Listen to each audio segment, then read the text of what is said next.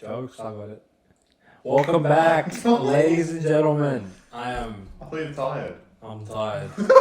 But, early morning, late night, afternoon, it doesn't matter. You just gotta fucking do an episode when you gotta do a fucking episode. It's time to do episodes. And consistently. it's time, It's time. week after week, to be coming with you with the heat of the week. Heat of the week. Heat of the week, that's what I'm gonna call it. 'Cause, lineups on Tuesdays is straight heat. It's like, you just get memories and flashbacks of all Yeah, these but that's players. all from round one. I know. But then round two. But then, when suspensions and injuries. suspensions, injuries, Sasangi's on the extended bench. He's going to be back at some point, right? Yeah, So yeah. get your wages ready, get your pockets ready for that. But look, we're doing our first episode after 2 games of footy. Just a few days ago, the Manly Sea Eagles thumped the South Sydney Rabbitohs 36-20 over in Las Vegas. Who would have seen that one coming up? Yeah, I don't know, bro. Like, back yourself premium. It's just Yeah. easy $2. I don't know Yeah, what this literally, is. I cannot believe they were underdogs to that South team, which, we're going to elaborate a bit more about them, but quite, really scary to actually watch them play, and now you could even argue they might be in jeopardy of missing the 8, because, sure, you're missing some outside backs and good centers, but Campbell Graham doesn't seem like he's going to be back for another 6 months. Jack White and the marquee sign will be back in a few weeks' time, but in the forwards, motivation-wise, they just didn't really look ready to go, so that's quite concerning. Also, we watched the Sydney Roosters beat the Brisbane Broncos 20-10. I think that probably caught a few fans off guard, especially considering that the Broncos are coming off that grand final appearance from last year. What were your comments on? What were your On thoughts? Brisbane. Yeah. I- They're your team. I feel like the Spine actually played really bad outside of Walsh, and even Walsh made a few mistakes. But I feel like it was Walsh trying to actually make the game. I don't think there was any creation from anyone else on the field. And I guess for the rest of the team, you don't have that punch anymore. But the biggest thing was the loss of the 3 stars, role players.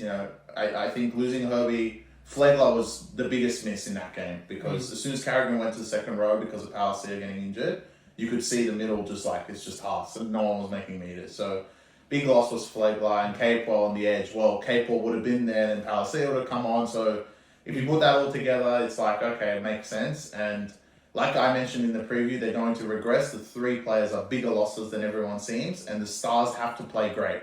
And I feel like outside of Walsh, who still made mistakes, he still was the best player of Brisbane by far.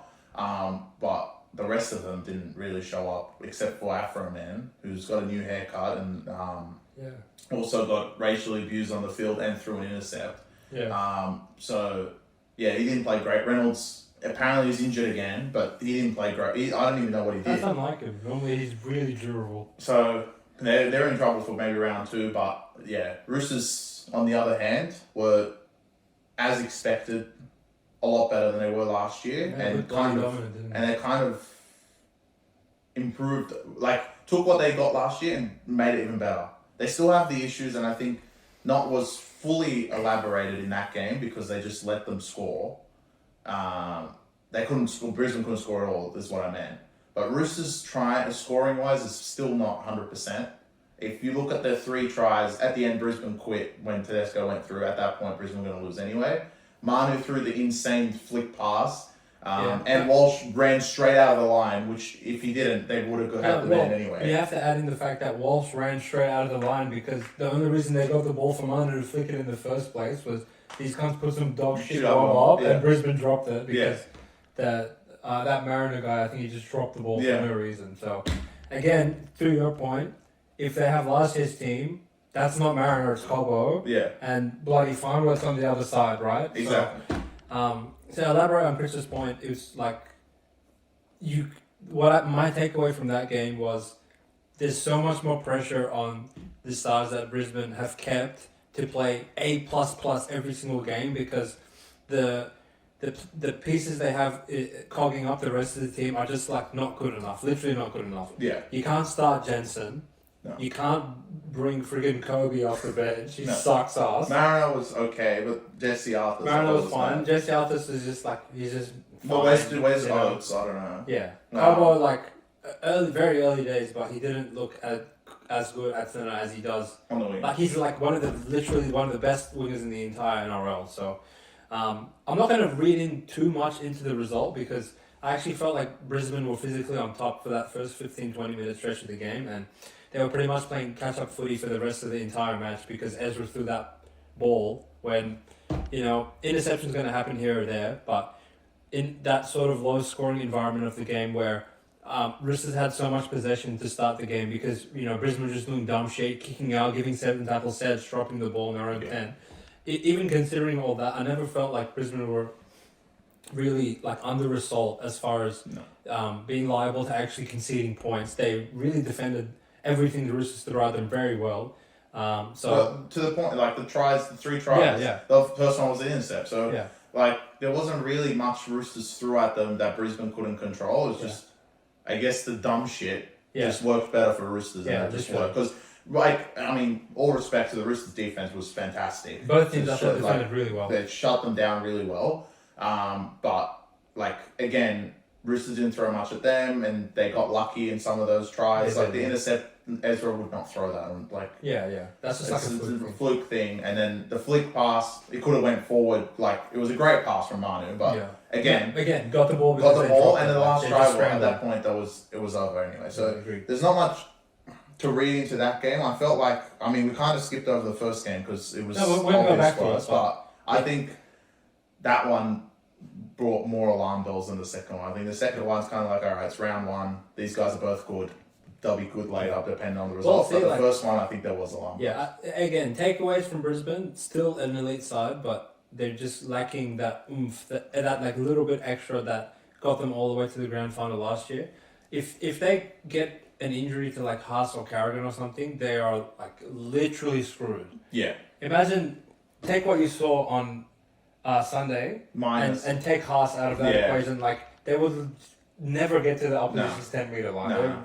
Meters literally screwed. So a lot of pressure on their stars. We'll see what happens. That's why they needed a bigger backline. That's why I don't know why Corey Oates was out of the team in the first place, but anyway, he can get their meters going. Look, take away Broncos.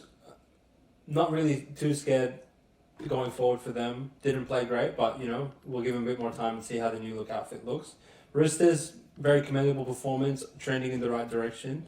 Definitely could be a top 4 side, and we'll see what happens. James Tedesco, take a bow. Reminded the whole rugby league world that he's still arguably the best fullback in the league. Probably even outplayed Walsh. Walsh had his moments. No Edwards this year. All you idiots that won't put Edwards in Origin. That's not happening. Yeah, literally. So take a bow and. They'll have Dom Young and Murray Hargreaves back next week, so that should even strengthen them a bit further. Yeah. Now that we've elaborated on that game, we want to talk about the Manly game, which was the game that we were on the right side of, as opposed to the Broncos one. Interesting contest. I'm really glad that the NRL decided to take the Seagulls and the Bunnies to Vegas together, because if there's any team that played a game like an exhibition match, which is what Chris said as the game was going on, Cherry Evans, I consider to be a very good game managing player. They have a 10-point lead with 8 minutes to go, and he's grubbering from his own 20-meter line to Gaz, who literally snapped his ankle 5 minutes early. Because Saab was off as well. Literally. So, again, Manly probably got a bit lucky with the intercept before halftime. I feel like that kind of changed momentum, but in the back. I'll let you take the reins for this. The thing is, they took the reins and then gave it away within 7 minutes because they went, dropped the ball, South scored, dropped the ball, South scored, which is exactly what South was looking for.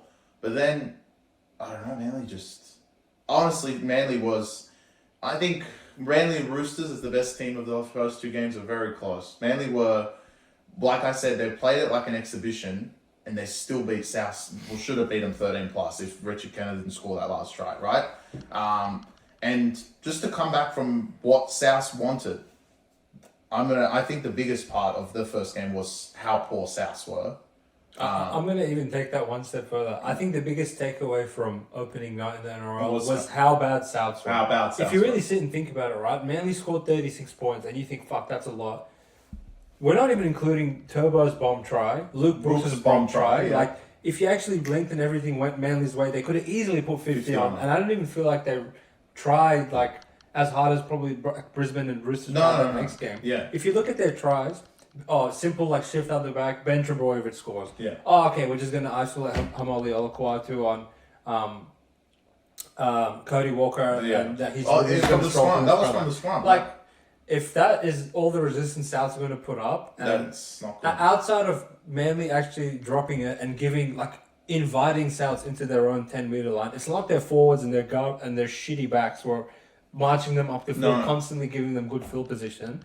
I'm very concerned that Manly, I thought, had a lot of room for improvement on how they went about the game and still beat them very comfortably in the end. Well, Souths are too dependent now on the set piece that let's get a penalty and then set up the left hand side so we can go score. Like at this point, what showed in that game was they need that. 12 of their points, I don't know if Latrell kicked both, let's just assume he did.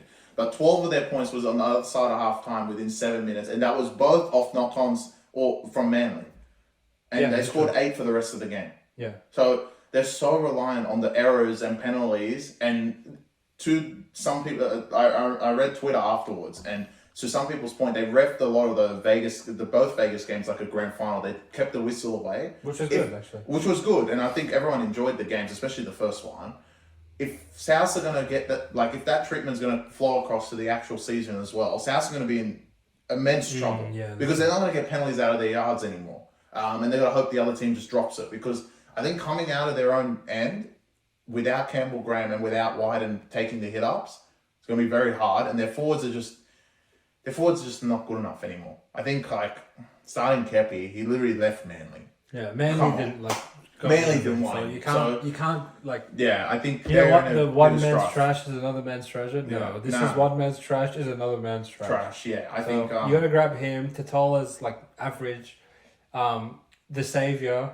He's getting a bit old. Yeah. So Murray, it's literally Murray. It's literally Cam Murray. Kaloma Matangi, sure, he's played Origin, but he's not. And he compared to Olakwatu, it's just different. But destructive ball running of Olakwatu and the try he scored, you just not you don't get that from any of the South forwards. But you just you get Cam Murray's leadership and offload ability, quick play the ball, so he's amazing. Yeah. Outside of that, there's really not that much to be encouraged about in the middle, and especially their bench once they game on, it was just not much to admire. So we'll see round 2 when they get their players. I mean, Wyden's not back, right? No, he's back in round 3. So they're going to go to Brisbane without Wyden, and it's the same team. Yeah, so good luck to them. Manly, I want to say, well done. You guys played well.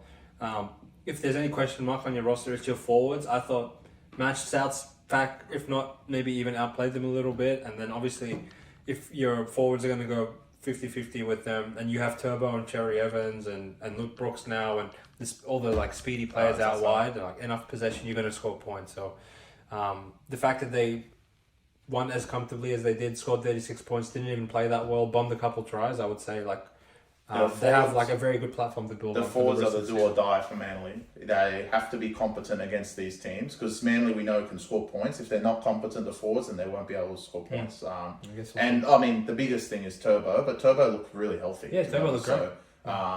Let's see how they go. Manly looked really good, and the test will be round 2. Yeah, against Roosters. Well, that's the beautiful thing. They have a few outs, but the amazing thing is both teams that lost actually play each other next week, and both teams that won play each other next week. So it's a script, bro. It's a script. Yeah, I guess we'll see how that goes. But round 2 is a bit away, and now we have round 1. Yes, actual round 1. We just got our team list for the rest of this week, which Chris and I were both very excited for. And how about no better place to start than McDonald Jones Stadium on Thursday night, where the Newcastle Knights are playing the Canberra Raiders.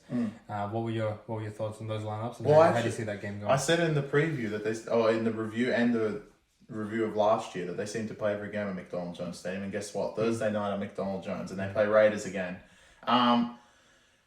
If it is completely true that Knights caught lightning in the bottle, which I believe it is, and Adam O'Brien sucks, then you look at that lineup and say they're not that great. Losing Dom Young, their forwards are just mediocre. If they play like they did last year, then this is easy for Knights. But it's been a whole year. They've had the hype of reaching the second round of the finals, winning a home finals game against Raiders, which they cut it close, but they got it in the end. Oh, it's a rematch of that game. It's a rematch of that game, yeah.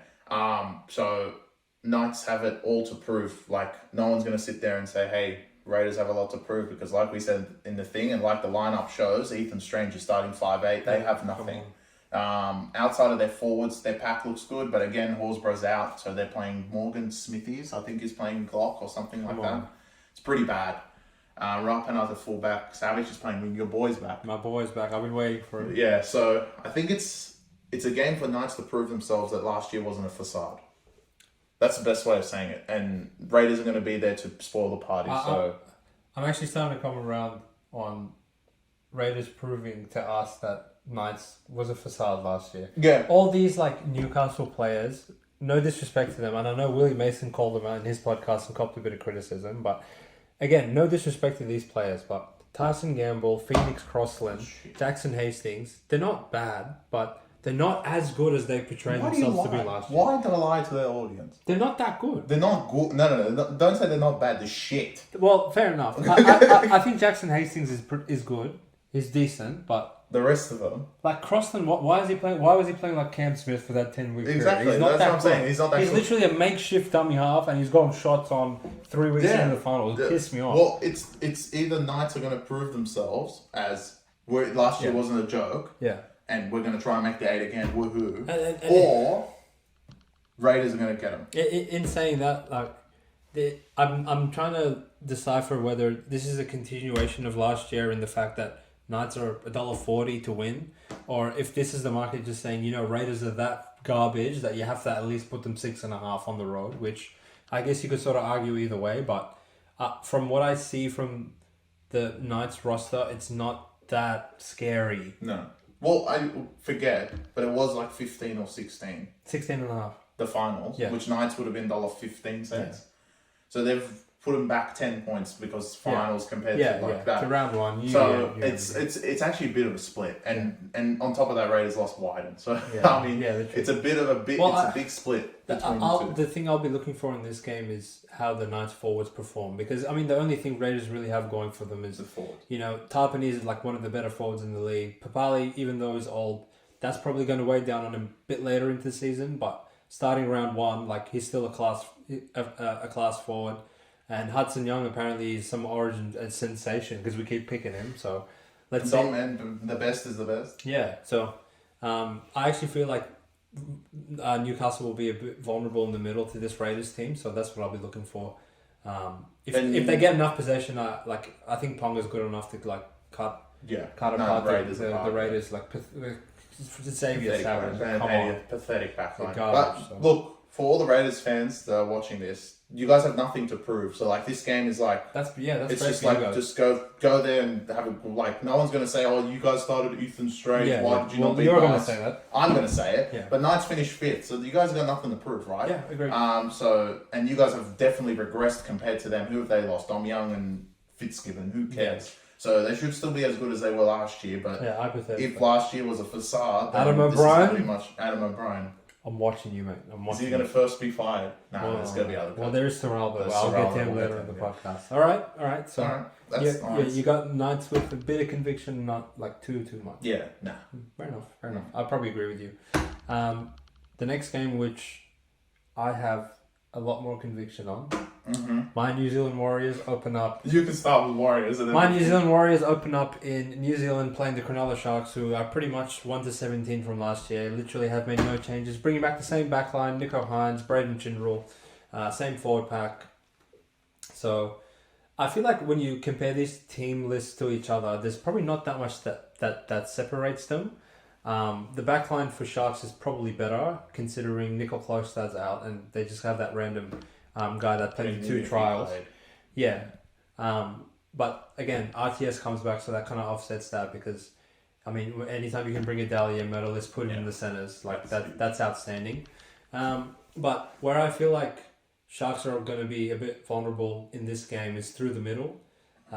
They have a lot of mobility and stamina and fitness through the edge and through the middle as well, but they actually lack a bit of size where I think they're going to kind of struggle containing, Adam Fanua Blake, Kerb Catewell, Tohu Harris. Like these boys they're going to G up round one essentially, and I think this is going to be like a very good arm wrestle for a long time in the game, but probably in the last 15 or 20, I expect the Cronulla Sharks to sort of struggle to contain Warriors because they showed last year they can be quite clinical in the way they execute their attack. So possession definitely will be key because I think both teams can score on the opposition. Like if you tell me Warriors are going to make a bunch of errors, I'm not going to dismiss Sharks and say like Nico Hines and all that backline, they're not going to score because they definitely are going to score. Very good. They show that they can put 30 points on anyone last year and they have that continuity, so it's not really a concern one round into the season. But for me, I would be extremely shocked if Warriors opened up their 2024 campaign with a loss at home in the first game. What do you think for this one, mate? I think the line and the head-to-head is much longer than what it should be. Okay. Sharks, until today, I thought, okay, it's the same team, but when you put the same team on a piece of paper, you're like, they're pretty good. They're actually pretty good. They're pretty good. And I think they haven't sewn up the middle. Obviously, Hammond Uele's big loss. I was hoping he would be in this team, but he isn't. So they're going to start. I partied with Oregon Kufusi. Yeah. So I don't know if that's going to be enough between the Warriors pack. There's a few outs sneakily. Like Niokore would have been very useful off the bench for Warriors. Yeah. I don't know why Chanel isn't in the team after they signed him, but he's writing a poem. And obviously Kloister's out as well. Yeah. So there's a few outs. And that's been represented in Sharks kind of a little bit shortening on the back of lineups. I'm very in the middle on this game. I have no idea.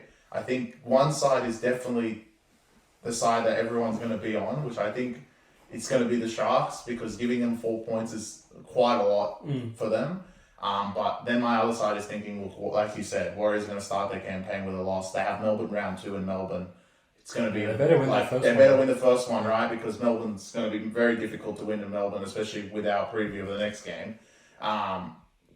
So I think I'm very in the middle. If I had to pick one gun to my head, I would take -4. But really, I feel like you kind of talked yourself into +4. I was talking to myself. I'm very in the middle. I have no idea. Yeah. But you know what it is? Well, that's the beauty of round 1, right? One of the games that I really want to watch, and I think it's going to be very good footy. No, I agree. So I'm excited. This has all the makings for like a very entertaining, competitive game, which is what you want in round 1. Exactly. Which actually, like, I kind of want to give the schedule makers a lot of credit. They didn't fucking give like Penrith versus Dragons round 1. If you look at every single game, we don't have a bigger line than 6. Right? Well, that's wrong. Melbourne Souths, Manly and Souths pretty close to each other. Roosters and Broncos pretty close to each other. It's the ones back at home. So, and then you look like Warriors in New Zealand against Sharks 4.5. Melbourne Penrith 2.5. Yeah. Like every game should relatively be competitive. So I want to give them a shout out. And it seems like looking forward, the fact that all these top teams play each other every single week, that's kind of going to be an emphasis for the first 5-6 rounds of the year, so that's good. We alluded to them a bit earlier. Next game on the slate, immediately following the Warriors won, the Penrith Panthers go to the Melbourne Storm, which have one hell of a record in opening night over the last. I think they're have won 17 straight. Well, they haven't lost on the Bellamy, right? It's ridiculous. Yeah, so. It must be crazy to just open every single year and starting 1-0. Like, that's nuts. But I think if there's ever going to be a year that record's going to crumble, mate. Like, when I saw the Melbourne forward pack without Nelson or Sofa Solomona, I mean, Jesus Christ. You couldn't think of a worse matchup than round 1. Like, there's no size, there's no intimidation factor, there's no ability to, like, roll the ball forward. I get that they have a great spine and their backline actually looks quite good, but even there's reports coming out that Cameron Munster's kind of dealing with a bit of a groin niggle. He's questionable to play round 1. I mean, you swap him out and, if you look at the lineup by kickoff and it's Jonah Peasant, like, you're going to have a hard time talking me into taking Melbourne. What do you think, mate? Yeah, the forwards, I was always saying Melbourne because you guys have seen through the preview and the review of last year. I hate Penrith, but I think it's time for me to concede on this game. Yeah. I'm hoping I'm not going to concede Betty, but this one is a bit. The pack was just too shit. What I did like about Melbourne was 1-7 and +9 with Harry Grant looked great. If that backline stays together for a long time, Melbourne will win a lot of games. Yeah, literally. So it's just don't get them injured and you're good. Munster already seems to be injured. It's probably a good game for him to be like, you know what? Yeah, give me another one. I don't think Munster is a good fit for this particular game either, because he's going to put his body on the line, and the forwards suck, and he has to tackle people like Fisher Harris. Like, he's just going to like inflame an injury when they cannot lose Munster. That if they lose Munster as well, it could be like, hey, can Melbourne not make? Might not make the eight. Like, without it. It's in jeopardy. So look, Bellamy might pull the plug. I think the reports are tomorrow we'll find out that if Munster is going to play or not for Friday. But regardless of that, I still think Penrith are just too strong. Somerton was a bit weird. I don't know where Mitch Kenny is. They didn't say anywhere that he was injured, but he's on the team. Isn't he still in England? He might be in England. Penrith probably will avenge their loss that they had in England. They were very upset. Like, I don't know, Tyler was saying, like, oh, it's just the wrong call. Like, all right, you guys lost one game. Relax. Yeah. They're going to come back out for them. And they typically like playing Melbourne. Ever since that grand final, they've pretty much beaten them. They're pretty much fire up. I think Penrith is definitely the right side. And we'll see on Cameron Munster going forward. It might get worse. Like, it might get worse for Melbourne, but that's interesting, right? That if we get with that Munster's ruled out with that forward pack, I mean, I could easily see. I never thought I'd say this. Like, with the current roster, this could easily get to 6-7.5 in Melbourne. Let alone if it was in Bluebird, there would literally be 12.5. Yeah, agreed. Yeah, but look, I think it's just. Yeah, no, I agree. The team look really bad. Normally, like, my inclination would be to lean towards the home underdog getting points. That's like has a very class. You can do that spine in that case, but I'm sorry. Yeah, I can't do it. This one's a bit tough for me to come around on. What's not tough for me to come around on? The best two back-to-back. Look, shout out to the Landys for putting both these games on the same day on Saturday. Brilliant. Absolutely brilliant. Must-watch TV. I just want to say, the Bank West game at 5:30. When Team List came out, I was in the office. I laughed for 3 hours straight because I couldn't actually quite compartmentalize how fucking bad you dogs are. All right, it's round 1. It's not round 14. That we got a few injuries. We got to look to some backups. You were the straight face Geraldo and Gus are going to Bank West with Taff, Hutchison, Farmasuli. You're starting Salmon, for God's sake. Max King. Have some fucking respect for yourself. And I cannot believe this line is 12.5. You can't suck. How? Oh, God, dogs, come on. Alright. So, obviously, you could send this to the dogs. You send it to us, right? In the review, I said you can't suck. In the preview for this season, I said you can't suck and rubbish. Now, it gets to round 1. And I want to look at the dogs lineup and be like, alright, it's all good. You know, they've surprised me. But then I go to number 13 and it says Jaden Sammy. They surprised me. And that's how shit they are. So, look, you forgot a few players. Kurt Mann's on the bench. Moran. Samuel Hughes.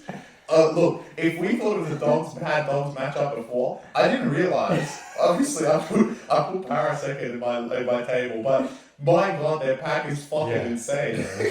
He's actually going to roll this team because they have Madison and who else is on the bench? There's someone else that's decent. Jowie. Jowie's on the bench. Jowie? Yeah, Jowie was. There's also Greg. I don't know where he is, but he should be on the bench. He's coming back in round 2, isn't he? Like, the whole para pack is there. Good luck. The para backline's not as good as Dogs. I agree. Dogs have, Karaz, Crichton, and Adokar, which are definitely better than Parramatta. But they have Clint Gutherson to kill. So, you can scratch that out. Halves-wise, you're starting Hutchison. Finish. Yeah. I think it's a very bad spot for the Dogs. Good luck to them. Yeah. This could be a replica. Would it be worse than last year? It could be worse than last year. Dogs are really bad. Will Dogs start the year and end the year with the same fullback? You know how they did that last year? Man, they might not have the same fullback by week 2. You cannot start top. You just can't.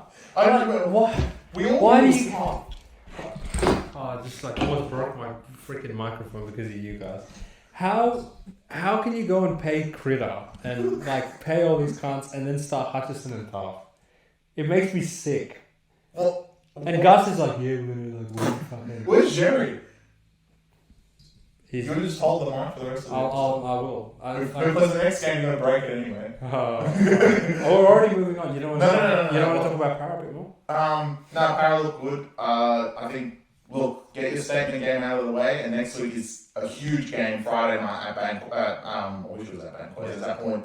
Blue Bet, which is going to be very difficult, but it's you're their kryptonite, so hopefully you can go there and have a crack. But Parramatta, this is your gimme game. You have Penrith and then Manly. Essentially, like Power, your preseason just extends 1 week, and then you go play. Look, it's not a lock. Dogs might win. Fuck off. Dogs might win. Parramatta have to go there and show that they're gonna fucking kill dogs. No, they don't have to show anything. They just have to show up. It's fucking dogs. You cannot stop. You cannot stop. Out of Bulldogs fans. You can't go out there, start Farmasuli and win. You can't fucking need to wake up to yourself. Alright, look. It's a long season. Already 1 week and you're doing Alright, bottom line. Dogs are fucking dead. Yeah, you can't suck. You're dead. Next. Alright. Wait, you guys play Sharks next? Yeah, we'll keep it 1 week at a time for dogs. But Serraldo, Is he going to be fired first? I'll fire him tonight. For naming Saturday. For naming Salmon starting. Unless he's just joking. He brings Tyron on, then it's okay. It's improved. I start Moran. What lock?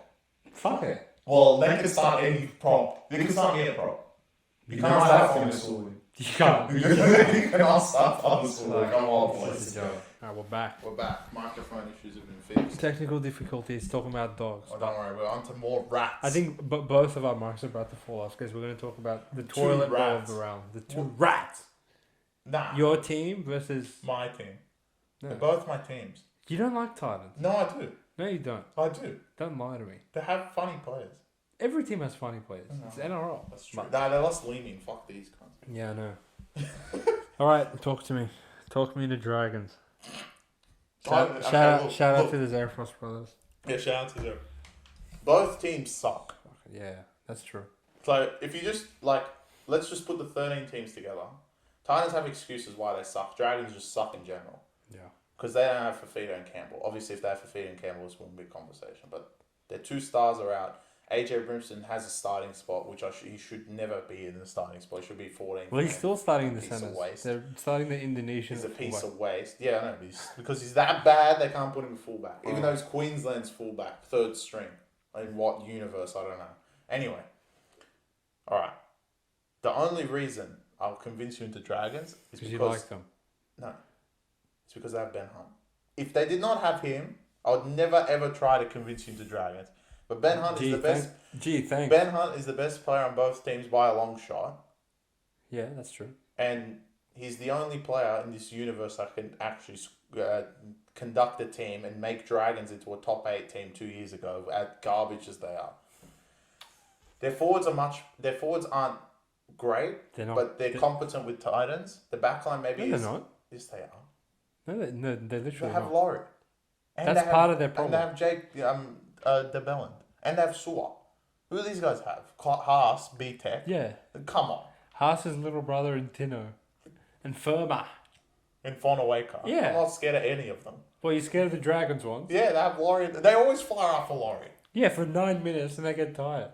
What? You can't take Molo and his sister and consider yourself a forward back. You cannot get a... You can't start Eisenhood. You can't get an 80 minute performance from Dragons. The maximum they can play is 60 minutes. For 20 minutes, you know they're going to quit. I know.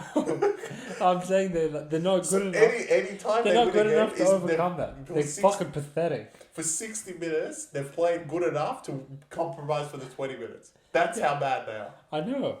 You're preaching to the choir. They're fucking shit. I believe in them. I know you don't. No, I do. 10 minutes ago, you did not believe it. I've come around. You like them I again. like them. I'm no way going to touch Titans with a 10-foot pole without Fafita and Campbell minus 6 points. Not going to happen.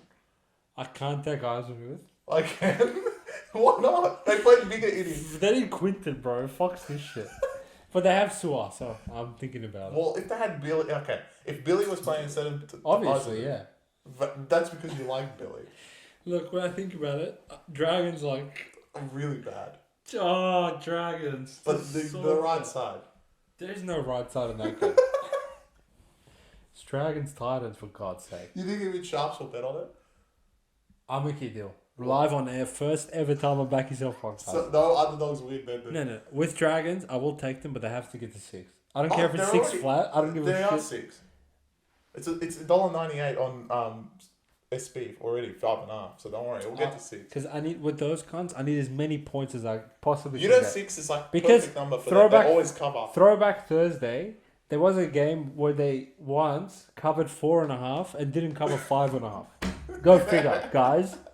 Fucking, these cunts are Stupid going up by nuts. tennis scores, bro. Stupid nights. But look, this game, like, you may as well flip a coin. No.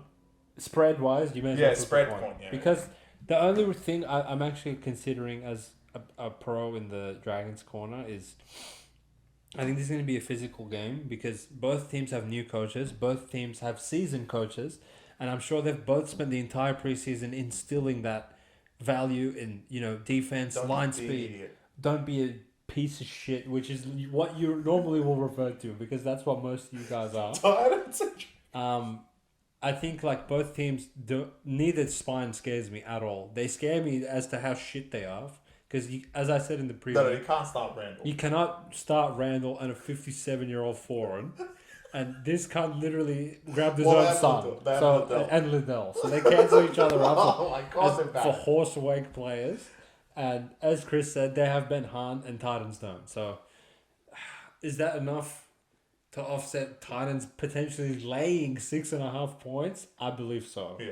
So in that case, like, I will blindfold myself and take Dragons because I like it. See? Sarah Foss Brothers have got him on Yeah, side. but like, I mean, Go Dragons. that's only if this was like Anthony Griffin coaching, I would lay 16. Yeah, but they have Flanagan. But they have Flanagan and They have his son. they have his son. His which- son will instruct them on the field how to play. How his daddy wants him to play. Yeah. All right, fine. All right. Fine. Final game of the round, which is probably the most interesting one because I don't know what the hell to do outside of the Warriors game. Dolphins at home. Well, home. They're playing in Suncorp. Home away from home. Home away from home against the Cowboys, which we despised in the review, and we thought Dolphins had hope. But Wayne, again, loves trickery in the lineups. Signs Avarillo and starts New at centre, which is very interesting. Gilbert's out, but the forwards actually look still decent outside of Ray Stone, but you can't really... Great shots on Stone. Like, Gilbert should have been there, so what are we supposed to do? yeah. Cowboys are basically, you know what, their version is just 1 to 17 every single year. Same team. Yeah, literally. Don't minus- sign anyone. Don't Minus anyone. Hiku, which is Big K, because he's a lot of fun. I told you in the preview, he's too fast. It's true. But they didn't put Valame back in, which is Yeah, he's strange. He scored too many tries. Scored too many tries and they took him out.